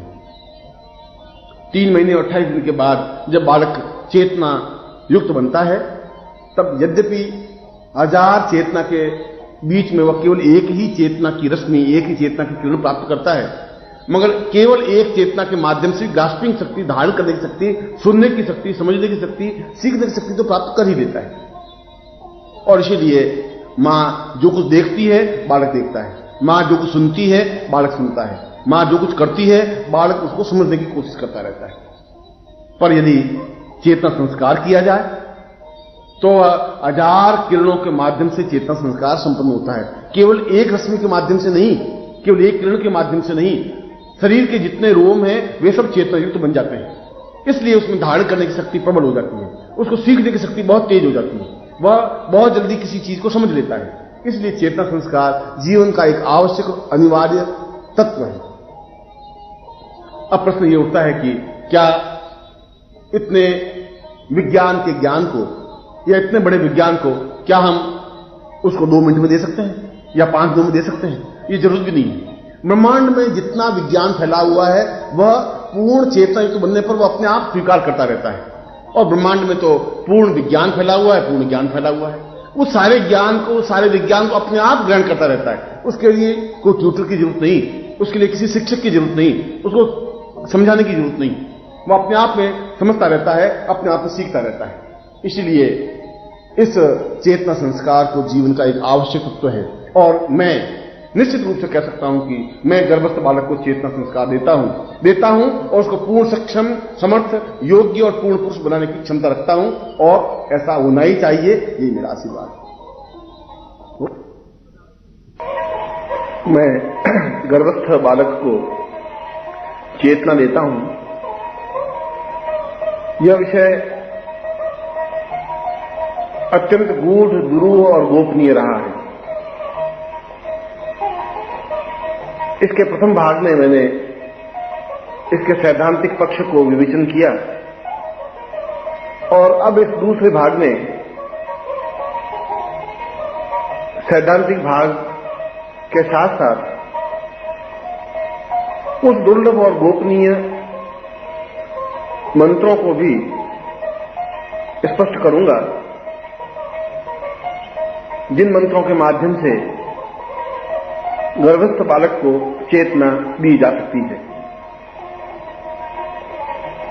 उसको ज्ञान दिया जा सकता है, विज्ञान में पारंगत किया जा सकता है, जीवन में पूर्णता दी जा सकती है, और उसमें वे सब विशेषताएं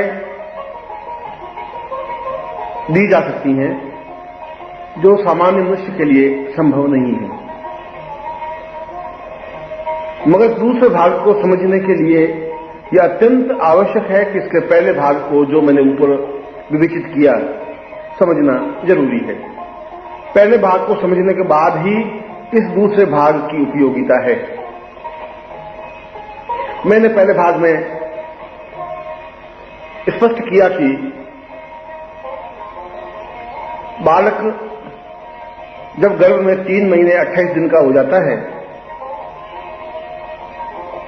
तब उसका चेतना संस्कार संपन्न होना चाहिए। चेतना संस्कार का तात्पर्य है बालक की ग्राह्य शक्ति बढ़ जाना। चेतना संस्कार का तात्पर्य है बालक की धारणा शक्ति में वृद्धि हो जाना। चेतना संस्कार का तात्पर्य है उसे पूर्ण पुरुष बना देने की क्रिया को संपन्न करना। और यहां मैं पूर्ण पुरुष शब्द को स्पष्ट कर रहा हूं। संसार में जितने भी पुरुष हैं वे सब नर हैं। नर का तात्पर्य है जो अपने सदृश और पैदा कर दे। इस दृष्टि से बैल आदि पशु भी या पुल्लिंग संज्ञा से विभूषित पक्षी भी नर शब्द में ही आते हैं। यह कोई बहुत बड़ी महत्वपूर्ण घटना नहीं है कि अपने सदृश किसी बालक को उत्पन्न कर देना। महत्वपूर्ण तो इस बात में है कि उस गर्भस्थ बालक को पूर्ण पुरुष की संज्ञा देना, और जब पूर्ण पुरुष की संज्ञा दी जा सके, जब उसे पूर्ण पुरुष बनाने की क्रिया संपन्न की जा सके, जब उसे इस प्रकार की धारणा शक्ति दी जा सके, ऐसी क्रिया को चेतना शक्ति या चेतना संस्कार कहा जाता है। चेतना संस्कार व्यक्ति निश्चय ही अपने आप में नर शब्द से ऊपर उठकर पुरुष शब्द से विभूषित हो जाता है। पुरुष जो पौरुषवान है, जो क्षमतावान है, जो धैर्यवान है, जो हिमालय के सदृश ऊंचाई लिए हुए है, जो समुद्र के समान गंभीर है, जो अपने आप में अद्वितीय है, जिसकी पर्सनलिटी, जिसका चेहरा, जिसकी भव्यता, जिसकी चाल, जिसकी बातचीत करने की कला, सब कुछ अपने आप में निराली और अद्वितीय होती है। ऐसा पुरुष जो मां जन्म देती है, वह मां अपने आप में धन्य होती है। एक मामूली से बालक को जन्म देना बहुत बड़ी घटना नहीं है। पशु पक्षी भी एक मामूली से बालक को जन्म दे देते हैं। चिड़ियाएं, गाय, भैंस, बकरी, ऊंट, ये सब बालक को जन्म तो देती हैं, बच्चे को जन्म तो देती हैं, शिशु को तो जन्म दे देती हैं। मैं शिशु को जन्म देना एक अलग चीज है। और यदि हमारे पास ऋषियों की धरोहर है, और यदि हमारे पास ऋषियों की पूंजी है, यदि हमारे पास उस प्रकार के ज्ञान, उस प्रकार की चेतना, उस प्रकार के मंत्र हैं, तो निश्चय ही उन मंत्रों के माध्यम से हम उस बालक को पूर्ण पुरुष बनाने की संज्ञा दी जा सकती है या दे सकते हैं, और हम उनको समझा सकते हैं, बता सकते हैं कि बालक में ग्राह्य शक्ति, धारणा शक्ति कितनी तीव्र हो। मैंने अपने जीवन में इस प्रकार के कई प्रयोग संपन्न किए हैं, और मैंने यह अनुभव किया है कि यदि गर्भस्थ बालक को पूर्ण चेतना संस्कार संपन्न कर उसे ज्ञान दिया जाए, ज्ञान का तात्पर्य है चेतना संस्कार से संबंधित मंत्र सुनाए जाएं, तो उसमें ज्ञान और विज्ञान का अद्भुत समन्वय हो जाता है। मेरे एक शिष्य थे जिनकी पत्नी बड़ी धर्मपरायण थी, और उम्र के 42 साल की अवस्था में भी उनकी कोई पुत्र नहीं हुआ था। मैंने यह प्रयोग उन पर संपन्न किया था, और उन महिला ने पूरे 21 महीने गर्भ धारण किया। मगर जब बालक उत्पन्न हुआ तो अपने आप में मुस्कुराता हुआ, स्वस्थ, तेजस्वी और आभा मंडल लिए हुए एक बालक उत्पन्न हुआ, जिसकी शोभा, जिसकी छवि, जिसकी पर्सनलिटी, जिसकी प्रकृति अपने आप में अद्वितीय थी। ऐसा लगता था कि जैसे वास्तव में दिव्यात्मा इसके गर्भ से बाहर अवतरित हुई हो। और केवल 5 वर्ष की अवस्था में वह बालक गीता पर इतनी श्रेष्ठतम टीका संपन्न करता था, इतना अद्वितीय प्रवचन संपन्न करता था। गणित, विज्ञान, भौतिक विज्ञान, रसायन और अन्य विज्ञानों में जिस प्रकार से वह बोल लेता था, ऐसा विश्वास नहीं होता था कि इस बालक को इतना अद्भुत और तेजस्विता युक्त ज्ञान है। किसी विषय पर बोलने की उसमें क्षमता थी और है। मेरे कहने का तात्पर्य यह है कि आज भी हम ऐसा तेजस्वी बालक उत्पन्न कर सकते हैं, यदि माताएं इस बात का निश्चय कर लें, यदि अपने पति की उनको अनुमति हो, यदि उनमें यह भावना हो, यह चेतना हो, तो निश्चय ही ऐसा पुरुष, निश्चय ही ऐसी स्त्री, बालिका या बालक उत्पन्न किया जा सकता है। और यदि बालक उत्पन्न हो गया है तो भी उस बालक को इन चेतना संस्कार से संबंधित मंत्र सुनाकर उसकी ग्राह्य शक्ति और धारणा शक्ति को बढ़ाया जा सकता है। इसका तात्पर्य यह हुआ कि यह जो मैं आगे धारणा शक्ति से संबंधित या चेतना संस्कार से संबंधित मंत्रों को स्पष्ट कर रहा हूं, इनकी 5 विशेषताएं हैं। पहली विशेषता तो यह कि ये पूर्णतः प्रकृति निर्मित मंत्र हैं। किसी ऋषि ने या किसी देवता ने इन मंत्रों की रचना नहीं की है। ये मंत्र स्वयं उत्पन्न है, प्रकृति ने स्वयं इन मंत्रों की रचना की है। वायु ने, पवन ने, सुगंध ने, वसंत ने, मेघों ने, धरती ने और आकाश में मिलकर के उनकी तेजस्विता से जिन शब्दों की उत्पत्ति हुई, जिन शब्दों की संरचना हुई, जिन शब्दों का संगोपन हुआ, वे मंत्र चेतना संस्कार से संबंधित मंत्र कहलाए। ये मंत्र अत्यधिक गोपनीय और महत्वपूर्ण इसलिए है कि आज से 3000 वर्ष पहले तक तो किसी न किसी ऋषि को इन मंत्रों का संभवतः ज्ञान था, मगर उसके बाद ये मंत्र लुप्त हो गए। इन मंत्रों को उच्चारण करने वाला नहीं रहा, इन मंत्रों का ज्ञान नहीं रहा। जब ज्ञान नहीं रहा तो फिर इन मंत्रों का उच्चारण भी संभव नहीं रहा। जब उच्चारण संभव नहीं रहा तो ये मंत्र और इनका संस्कार अपने आप में लोप हो गया। इसलिए इन मंत्रों की अपने आप में विशेषता है, क्योंकि ये मंत्र अद्वितीय है, अप्रतिम है और पहली बार स्पष्ट हो रहे हैं। दूसरी विशेषता यह है कि जिसके भी गर्भ धारण हुआ हो, चाहे गर्भ में बालक हो या बालिका हो, वह मां नित्य इन मंत्रों को सुने। प्रातः काल उठकर स्नान कर, स्वच्छ वस्त्र धारण कर पवित्र स्थान पर बैठ जाए और अपने सामने गुरु का चित्र स्थापित कर दे, गुरु के प्रति पूर्ण श्रद्धा रखे और पूर्ण भावना के साथ इन मंत्रों का श्रवण करे। पूर्ण भावना के साथ का तात्पर्य है कि उस समय और किसी प्रकार का शोरगुल या आवाज पास में नहीं हो। उन मंत्रों को कानों के माध्यम से अपने अंदर उतारने की क्रिया करें। चुपचाप उन मंत्रों को 1 बार, 2 बार, 3 बार, 10 बार, 11 बार, जितना भी ज्यादा हो इन मंत्रों को सुने। इन मंत्रों की विशेषता यह है कि गर्भिणी मां के कानों से होते हुए सीधे बालक के हृदय पर स्पर्श करते हैं। बालक के रोम रोम से ये उसमें संस्कारित होते हैं। इन मंत्रों के माध्यम से बालक के प्रत्येक रोम जागृत हो जाते हैं। हर एक रोम आंख बन जाती है, हर एक रोम श्रवण बन जाता है, कान बन जाता है। उसकी ग्राह्य शक्ति बढ़ जाती है, उसकी धारणा शक्ति बढ़ जाती है। वह अपने आप में नर से पुरुष बनने की क्रिया प्रारंभ कर लेता है गर्भ में ही। तीसरी विशेषता इन मंत्रों की यह है कि यदि बालक उत्पन्न भी हो जाए और उसके बाद भी मां और उसका नवजात पुत्र इन मंत्रों को सुने, तब भी उस बालक में एक श्रेष्ठ संस्कार प्रारंभ होते हैं और वह अपरिपक्व मस्तिष्क या वह शिशु अपने आप में पुरुष बनने की क्रिया प्रारंभ कर लेता है। उसकी ग्राह्य शक्ति और धारणा शक्ति बढ़ जाती है, उसमें अच्छे संस्कार बन जाते हैं। और इससे भी बड़ी बात यह है कि घर का वातावरण अपने आप में शुद्ध और पवित्र और दिव्य बन जाता है।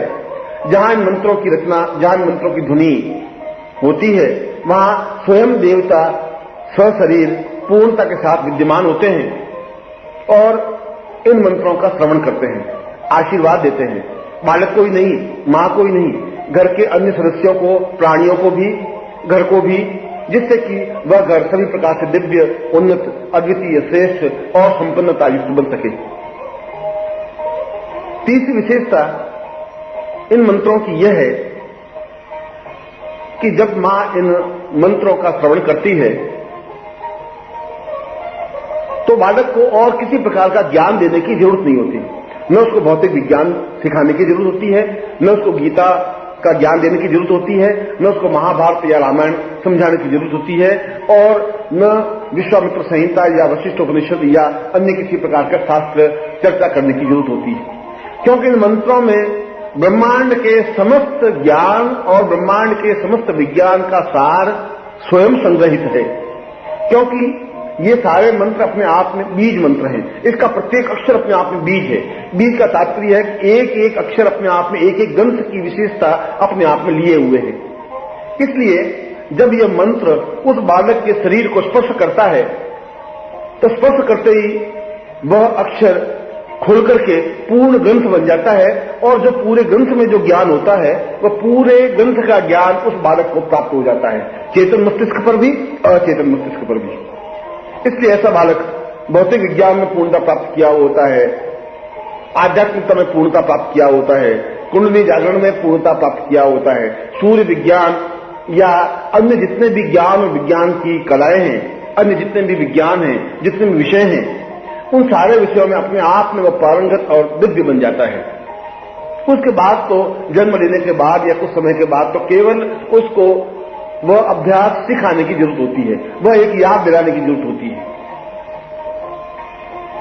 जो बालक 25 साल में भी ज्ञान प्राप्त नहीं कर पाता वह केवल कुछ दिनों में इस ज्ञान को प्राप्त कर लेता है और जब वह विद्यालय में जाता है या कॉलेज में जाता है या पढ़ने के लिए जाता है तो जितना तीव्रता के साथ वह ज्ञान प्राप्त करता है उतना अन्य बालक नहीं कर पाते। 10 साल की पढ़ाई वह केवल 10 या 15 या 20 दिन में प्राप्त कर लेता है। चौथी विशेषता इन मंत्रों की यह है कि इन मंत्रों के श्रवण से बालक श्रेष्ठतम और उच्चतम संस्कारों से विभूषित होता है। एक प्रकार से निश्चित जीवन जीने का आकांक्षी होता है।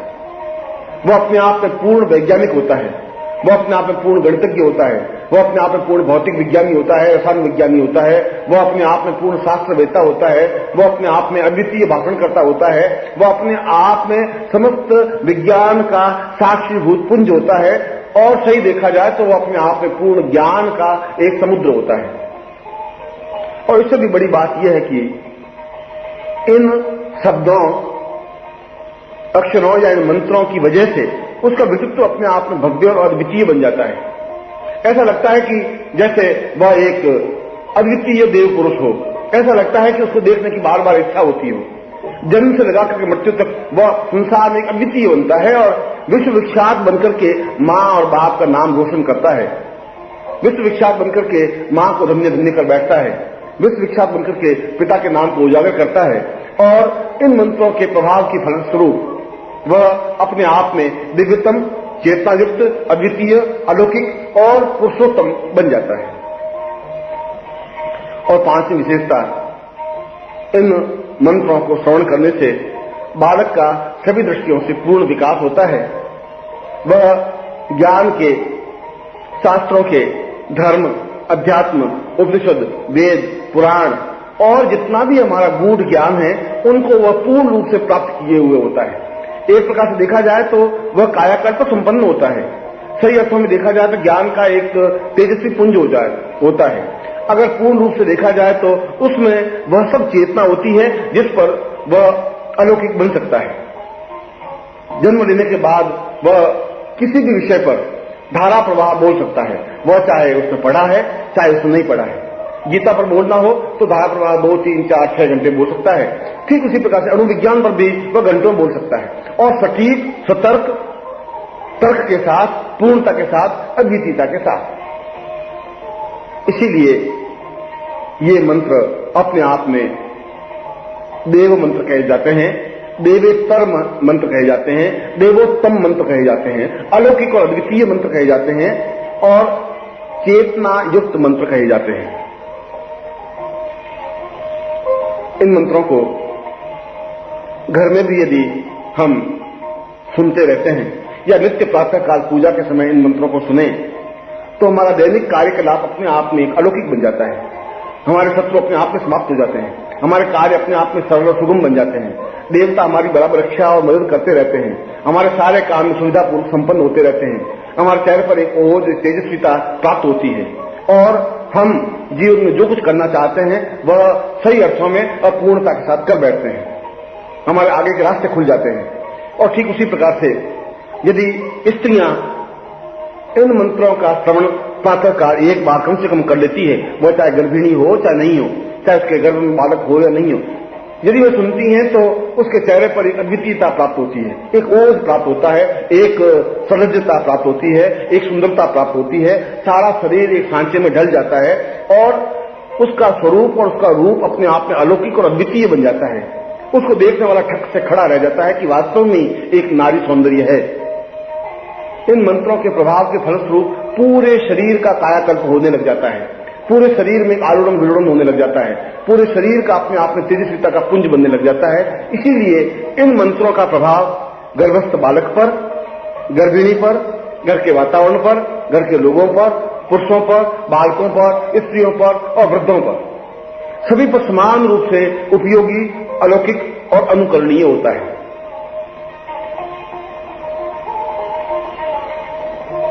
जैसा कि मैंने बताया कि ये मंत्र चेतना युक्त होते हैं। जैसा कि मैंने बताया कि चौथे महीने से ही इन मंत्रों का श्रवण प्रारंभ कर लेना चाहिए और यदि सुविधा हो तो गर्भस्थ स्थिति बनने पर इन मंत्रों का श्रवण प्रारंभ कर देना चाहिए। मेरे अनुभव में यह भी आया है कि यदि गर्भ धारण नहीं होता है और यदि मां या स्त्री इन मंत्रों का श्रवण करती है तो शीघ्र ही गर्भ धारण करने की क्षमता प्राप्त कर लेती है। जिनके घर में कई वर्षों से संतान उत्पन्न नहीं हुई, जिनके जीवन में केवल लड़कियां ही लड़कियां हुई, पुरुष या पुत्र उत्पन्न ही नहीं हुआ, उन्होंने भी इस प्रयोग को आजमाया और उनके घर में तेजस्वी बालकों ने जन्म लिया। इसका मतलब है कि यह मंत्र पुत्र प्रदाता है, यह मंत्र अपने आप में पुत्र को देने वाला है, यह अपने आप में पुरुष को पूर्णता प्रदान करने वाला है। इन मंत्रों के प्रभाव से घर में पुत्र उत्पन्न होता है और सही शब्दों में कहा जाए तो बांझपन जैसा शब्द इस भविष्य में नहीं रह पाता। इसीलिए इन मंत्रों को सर्वोपयोगी बताया गया है, इन मंत्रों को अद्वितीय बताया गया है, इन मंत्रों को अलौकिक बताया गया है। यद्यपि ये मंत्र शब्दों से विभूषित हैं, अक्षरों से विन्यासित हैं, परंतु इन मंत्रों की स्थिति अपने आप में अलौकिक है, अद्वितीय है। और उससे भी बड़ी बात यह है कि इन मंत्रों की ध्वनि मौलिक और अद्वितीय होनी चाहिए। शास्त्रों में इसके बारे में स्पष्ट रूप से बताया गया है कि प्रत्येक स्त्री जो भी इस प्रकार की भावना रखती है, जो भी इस प्रकार की विचार रखती है, वह अपने पति की आज्ञा लेकर अपने योग्य गुरु से दीक्षा प्राप्त करे और दीक्षा के बाद में वह पुंसपन संस्कार या चेतना संस्कार संपन्न करावे। यदि ऐसा नहीं होता है तो केवल इन शब्दों या मंत्रों को सुनकर के भी चेतना संस्कार संपन्न किया जा सकता है। इसके लिए जरूरी नहीं है कि गुरु के पास जावे ही, इसके लिए जरूरी नहीं है कि दीक्षा प्राप्त करे ही। बिना दीक्षा प्राप्त किए भी इन मंत्रों को सुना जा सकता है, बिना दीक्षा प्राप्त किए भी चेतना प्राप्त की जा सकती है या बालक को चेतना संस्कार किया जा सकता है। परंतु यदि संभव हो, यदि सुविधापूर्वक हो, यदि सुगम हो, तो गर्भ में जिस समय बालक है उस समय 1 या 2 दिन के लिए गुरु के पास अपने पति के साथ अवश्य जाए और दीक्षा प्राप्त करे, पुंसपन संस्कार संपन्न करावे, चेतना संस्कार संपन्न करावे। मगर यदि बाधाएं हैं, अड़चने हैं, दूरी है, व्यवस्था है, तो इस मंत्रों को प्रातःकाल और सायंकाल अवश्य ही सुने। अपना आचरण शुद्ध और पवित्र रखे, दिव्यता युक्त रखे और जिस समय इन मंत्रों को सुने उस समय पूर्ण संस्कारित होकर के सुने। अपने स्वरूप को सजाकर, सुंदर वस्त्र धारण कर, बालों को सुंदरता से विभूषित कर बैठे और सामने गुरु के अत्यंत भव्य और सुंदर चित्र को स्थापित कर दे। स्थापित करे पूर्ण भव्यता के साथ, स्थापित करे पूर्ण श्रद्धा के साथ, सम्मान के साथ। उस स्थान पर उस चित्र को स्थापित करे जो अपने आप में श्रेष्ठतम स्थान है, पूजा का स्थान है। और फिर प्रातःकाल उठकर गुरु का चिंतन करे, गुरु पूजन करे और हाथ जोड़कर उनसे वरदान प्राप्त करे कि मैं श्रेष्ठ बालक को जन्म देना चाहती हूं, मैं एक योग्य और अद्वितीय बालक को जन्म देना चाहती हूं, मैं पूर्ण पुरुष को इस पृथ्वी पर अवतरित करना चाहती हूं। मैं एक ऐसे बालक को धरती पर उतारना चाहती हूं जिससे कि इस धरती में वो अपने आप में अद्वितीय बन सके, विश्व विख्यात बन सके, मेरे नाम को गौरवान्वित कर सके, मेरे पूर्वजों के नाम को श्रेष्ठ युक्ता बनाया जा सके। और फिर गुरु मंत्र का जाप करे। गुरु मंत्र जाप करने के बाद इन मंत्रों का श्रवण करें। इन मंत्रों का श्रवण 1 बार या 5 बार या 11 बार, जितनी बार भी हो सके सुने, मगर आदिश्य के साथ नहीं, लेटे हुए नहीं, आमोद प्रमोद के साथ नहीं, बिल्कुल भव्यता के साथ बैठ करके और इस प्रकार से सुनने की जैसे इसका एक एक अक्षर जीवन में उतारा जा रहा है, इसका एक एक अक्षर कानों के माध्यम से गर्भस्थ बालक तक पहुंचाया जा रहा है, इसका एक एक अक्षर उस बालक को सुनाया जा रहा है। इस प्रकार से पूर्ण चेतना युक्त होकर इन मंत्रों को सुने। मगर यदि गर्भिणी नहीं है, यदि वो गर्भ धारण करने की इच्छा रखती है, तब भी वह अत्यंत पवित्रता और दिव्यता के साथ स्नान कर, बालों को धोकर, स्वच्छ वस्त्र धारण कर, आसन पर बैठकर सामने गुरु के चित्र को स्थापित कर या साक्षात गुरु को सामने उपस्थित कर इन मंत्रों को सुने। और यदि कुछ दिनों तक सुनती हैं तो निश्चय ही उसके गर्भधारण होता ही है, निश्चित रूप से होता है। और यह भी निश्चित है कि ऐसी मां एक सुंदर, स्वस्थ और अद्वितीय बालक को ही जन्म देती है, जो कि अपने आप में तेजस्वी होता है, जो कि अपने आप में अद्वितीय होता है, जो कि अपने आप में भव्य होता है। वह चाहे किसी भी उम्र की, किसी भी जाति की, किसी भी वर्ण की हो। और जैसा कि मैंने बताया कि ये मंत्र, चेतना मंत्र, केवल गर्भस्थ बालक के लिए ही नहीं, अपने शरीर के कायाकल्प के लिए भी अपने आप में अलौकिक और अद्वितीय मंत्र हैं। पूरे शरीर का कायाकल्प करने के लिए, पूरे शरीर को सुंदरता प्रदान करने के लिए, पूरे शरीर पर एक तेज लाने के लिए, पूरे शरीर पर एक चेतना लाने के लिए और पूरे शरीर पर एक मोहकता लाने के लिए भी इन मंत्रों का उपयोग और श्रवण भव्य और अद्वितीय माना गया है। मैंने ऐसा अनुभव किया है कि जिन बालिकाओं का विवाह संस्कार संपन्न नहीं होता या विवाह में बाधाएं अड़चने आती हैं या किसी वजह से विवाह नहीं हो पाते, वे भी यदि कुछ समय तक चेतना संस्कार युक्त मंत्रों को सुनती हैं तो शीघ्र ही विवाह संपन्न हो जाता है, मनोवांछित पति प्राप्त हो जाता है और जिस पति को वो चाहती है या उसके मन में जिस पति की कल्पना है या जैसा पुरुष चाहती है वैसा ही पति उसके जीवन में प्राप्त हो जाता है।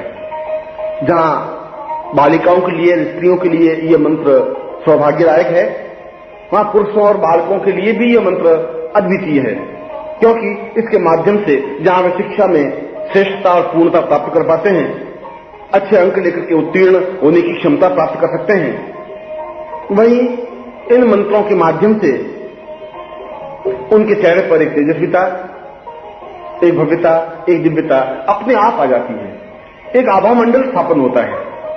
ऐसा लगता है कि जैसे एक सुदर्शन पुरुष हो, युवक हो, ऐसा लगता है कि जैसे वास्तव में कामदेव सामने उठ करके खड़ा हुआ हो, वह हजारों हजारों को सम्मोहित करने में समर्थ और सक्षम हो पाता है। इसलिए यह मंत्र पुरुषों के लिए, बालकों के लिए उपयोगी है, स्त्रियों के लिए, कुमारिकाओं के लिए उपयोगी है, वृद्धाओं के लिए पूर्ण रूप से उपयोगी है। इसलिए उपयोगी है कि इसके माध्यम से हृदय के, जीवन के और शरीर के समस्त तंतु जागृत हो जाते हैं, आध्यात्मिक चेतना प्राप्त होने लग जाती है और यदि वो जीवन मोक्ष प्राप्ति की आकांक्षी होती हैं, यदि वो जीवन में पूर्णता प्राप्त करने की आकांक्षी होती हैं, यदि वो जीवन में प्रभु के दर्शन करने के लिए आकांक्षित होती हैं, तो उसकी यह इच्छा इन मंत्रों के माध्यम से अवश्य ही संपन्न होती है। एक प्रकार से देखा जाए तो ये विश्व मंत्र हैं, इसलिए इनको विश्वेत्मा कहा गया है, इसलिए इसको विश्व देवात्मा कहा गया है, इसलिए इन मंत्रों को ब्रह्मांडात्मा कहा गया है। आखिर इन शब्दों का कोई महत्व होगा, आखिर इन शब्दों का कोई अर्थ होगा, कोई प्रयोजन होगा, इसलिए कि ये मंत्र समस्त ब्रह्मांड में स्वतः विचरण करते रहते हैं। जब हम इन मंत्रों का उच्चारण करते हैं तो ब्रह्मांड में विचलित होते हुए मंत्रों को यह ग्राह्य करते हैं और उन ब्रह्मांड के समान मंत्रों का इन मंत्रों से संबंध स्थापन होता है, तो दोनों मिलकर के अपने आप में एक विस्फोट पैदा होता है, एक चेतना पैदा होती है, एक दिव्यता पैदा होती है, एक तेजस्विता पैदा होती है और बस सुनने वाले के हृदय पर एक अद्वितीय बिंब स्थापन कर देती है। इसलिए ये मंत्र अलौकिक और अद्वितीय हैं। मैं इन मंत्रों को अभी तक गोपनीय रखा है। अभी तक अपने किसी प्रवचन में या किसी शिविर में इन मंत्रों का चयन नहीं किया। अभी तक इन मंत्रों को सार्वजनिक रूप से प्रकट भी नहीं किया, क्योंकि अपात्र को दान देने से उस दान की महिमा घट जाती है। यदि व्यर्थ के आदमी को, एक सामान्य व्यक्ति को उच्च कोटि का हीरा या हीरक खंड दे दिया जाए तो वह उसका मूल्य और महत्व नहीं आंक सकता। ठीक उसी प्रकार से एक सामान्य व्यक्ति इसके महत्व और मूल्य को नहीं समझ सकेगा। इसलिए मूल्य और महत्व समझने के लिए योग्य पात्र, योग्यता अत्यंत आवश्यक है।